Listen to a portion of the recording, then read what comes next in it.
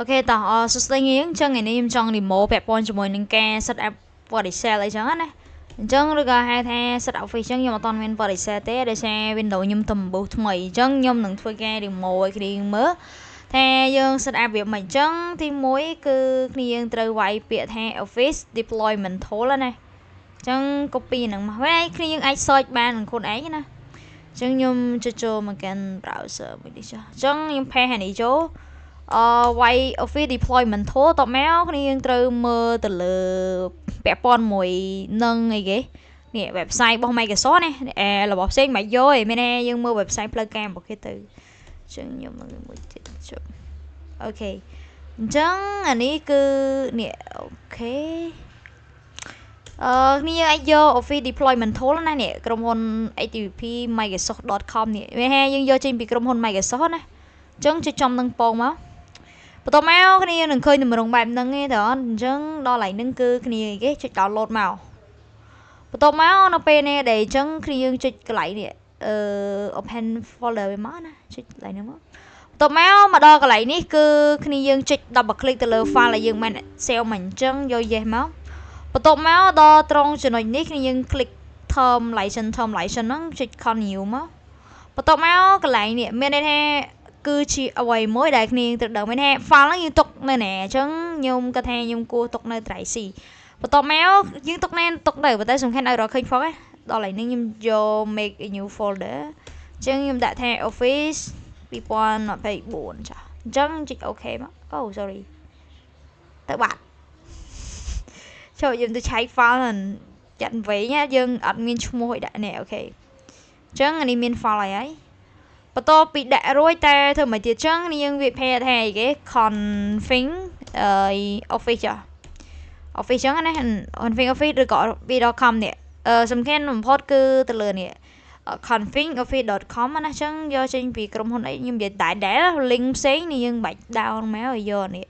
សំខាន់ចេញពីក្រុមហ៊ុនផ្លូវការរបស់គេគឺ Microsoft នឹង FTP config administrator របស់ Copilot ហ្នឹងណាអញ្ចឹងនៅក្នុងនេះគឺ config នេះឃើញអត់វា by Microsoft អញ្ចឹងក្នុងកែណៃហ្នឹងនាងជួយឡើងណាគឺនាងទៅយកពាក្យតែមានពីរនាងយក create new យកពាក្យ create មកបន្ទាប់ពី create រួចគឺត្រង់ចំណុចនេះមានន័យថាយើងចង់យកអីគេអញ្ចឹងនៅក្នុងកែណៃហ្នឹងខ្ញុំចង់ deploy អីចឹងយក64 bit ចំពោះ product គឺខ្ញុំសុំ select យក2024នេះពាក្យបងមួយ professional ណាខ្ញុំយក Office LTSC professional plus 2024ចឹងជួយចាំនឹងមកបន្ទាប់មកអានេះ visual product ទេយើងចង់យកយើងចង់អត់ទៅចឹងណាអានេះយើងអាច select មើលខ្លួនឯងបញ្ចេញអីតែក្នុងនេះគឺបើសិនយើងចង់មែនយើងអាច select យកខ្លួនឯងណានេះវាមាន standard វាមាន volume អញ្ចឹងទៅថតឲ្យខ្ញុំចង់បានហ្នឹងខ្ញុំ select បើនេះយើងនេះអាចអត់ select ក៏បានដែរកន្លែងហ្នឹងណាអីដែលសំខាន់គឺកន្លែង app នេះមានន័យថានៅក្នុងនេះសួរថាតែយើងចង់បានអីគេបែនៅក្នុងកែណៃនេះកាលណាគ្នាយើង open មានន័យថាយើងយកទាំងអស់ហើយនៅក្នុងពាក់ព័ន្ធជាមួយនឹងម៉ាស៊ីនរបស់យើងណាវាចង់បាន access យើងបើកយកទៅ Skype for Business OneNote PowerPoint Word Excel OneDrive អីគេ Outlook Publisher អញ្ចឹងទៅអញ្ចឹងក្នុងនេះខ្ញុំសុំយកទាំងអស់ទៅអញ្ចឹង Skype ខ្ញុំមិនដឹងដែរប្រើអត់ទេឥឡូវសាក់ set up ចោលសិនញ៉ៃលុបចោលវិញចឹងក្នុងការនេះមកគ្នាយើងចង់បានមែនបើចង់បានទាំងអស់បើវាទាំងអស់មកបើថាអត់ទេអត់ទេអញ្ចឹងខ្ញុំខ្ជិលយកច្រើនបោះខ្លះខ្ញុំអត់ដែរប្រើទេពេញ memory អញ្ចឹងខ្ញុំចាត់ទុកថាខ្ញុំយកប៉ុណ្នេះចុះបន្ទាប់មកកន្លែងនេះយើងចុច edit មកអញ្ចឹងត្រង់កន្លែង language នេះគឺគ្នាយើងត្រូវ select ចំហ្នឹងបន្ទាប់មកយក English United States ណាមែនទេយើងយកភាសា United States តមកគ្នាចុច next ត្រង់ចំណុចនេះគ្នាហាមប្រឡងគ្នាឃើញកន្លែងនេះអត់មែនទេនៅក្នុងនេះគឺវាត្រូវកែឲ្យយើងថាច់ចឹងណាវាអត់យកចាក់ស្រូវម្លងទេអញ្ចឹងបន្ទាប់មកនាងចុច next ទៀតមកនៅក្នុងកណីយើងយកអីគេចុច next ទៀតបន្ទាប់មកអីគេខ្ញុំសុំចុច next បន្ទាប់មកយើងចុច next ទៀតណាដល់ហើយនឹងចុច next ទៀតរហូតមកដល់ application ដែលវាមានទម្រង់ច្រើនបែបនេះយើង scroll មកក្រោមរហូតបន្ទាប់មកយើងយកពាក្យ finish ពេលដែល finish រួចគឺគ្នាយើងមើលខាងស្ដាំដៃមានកន្លែងនេះឃើញទេមានតែច្រើននេះឃើញអត់ចឹងក្នុងកែណៃនេះគឺគ្នាយកអីគេយើងយកពី export បន្ទាប់ពី export មកវានឹងចេញទម្រង់បែបនេះត្រូវអត់ចឹងគ្នាយើងយក open office XML format ចុចចំនឹងពងមកបន្ទាប់មកធ្វើម៉េចទៀតចុច OK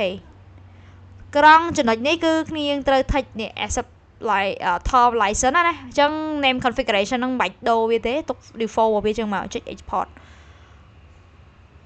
បន្ទាប់ពីរួចវានឹងសួរយើងឯថាអូតែ file របស់យើងហ្នឹង harmful your device អត់មានន័យថាយើងចាត់យើងគិតថាអាហ្នឹងវា security សម្រាប់យើងអត់អញ្ចឹងយើងយក keep mail ដោយសារយើងមិនយកជាមួយផ្លូវ website ផ្លូវការរបស់គេយើងចុច keep មកតោះមកចុច open ដល់កន្លែងនេះមានន័យថាអា file មិញនេះអា file ឲ្យខ្ញុំដែលsorry អា file ឲ្យខ្ញុំ set up ឲ្យមិញហ្នឹងណានេះ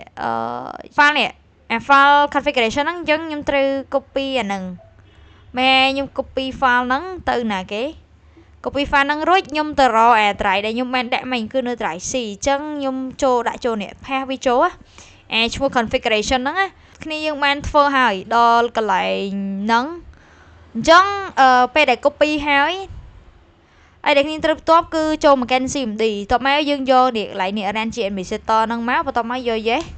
បន្ទាប់មកគ្នាយើងចុច open មកកន្លែង CD នេះគឺជា change directory file មានន័យថាយើងត្រូវយក path របស់វាយកមកដាក់អញ្ចឹងអីដែលគ្នាត្រូវធ្វើ back ថយក្រោយវិញមក path នេះនេះគឺជា file របស់វាណាអញ្ចឹង copy អាហ្នឹងមក copy វាទាំងអស់ហ្នឹងគឺជា path ដាក់ cursor កន្លែងហ្នឹងចុចចំវាទៅវាចេញហីអញ្ចឹងដល់កន្លែងហ្នឹងធ្វើម៉េចគឺចូលដល់ហ្នឹងដក clear CD មានន័យ change directory ចូលទៅកាន់ folder មួយហ្នឹងដក clear ដាក់ចូលមកបន្ទាប់មក enter ហើយអីដែលគ្នាធ្វើបន្ទាប់គឺវាយពាក្យថា set up បន្ទាប់មកដក clear configure នេះគ្នាយើងវាយតាមនេះណានេះអញ្ចឹងឥឡូវខ្ញុំសុំ copy មកខ្ញុំលុបចាខ្ញុំ copy ចូលចានេះអូ sorry នេះវាយពាក្យ set up នៅមុខណា set up បងតោះមកនេះ enter មកតោះមកវានឹង load មកឲ្យឃើញអត់ Microsoft អញ្ចឹងនៅពេលណាដែលពេលហ្នឹងហើយគឺពេលមួយដែលវាពង download ណាអញ្ចឹងនៅពេលណាដែលវា ready គ្នានឹង load មកហើយនៅលើហ្នឹងអញ្ចឹងគ្នាយើងរងចាំឲ្យវាពេញទៅណារងចាំឲ្យវាពេញឥឡូវខ្ញុំចូលទៅ screen វិញនេះនៅពេលណាដែល set up គឺចេញបែបហ្នឹងណាអញ្ចឹងគ្នាយើងចាំឲ្យវាដើរពេញទៅគ្នាយើងទទួលបានរបស់ទាំងអស់ហ្នឹងដើម្បីប្រើហើយអូខេ fine វីដេអូប៉ុណ្ណឹងបាយបាយ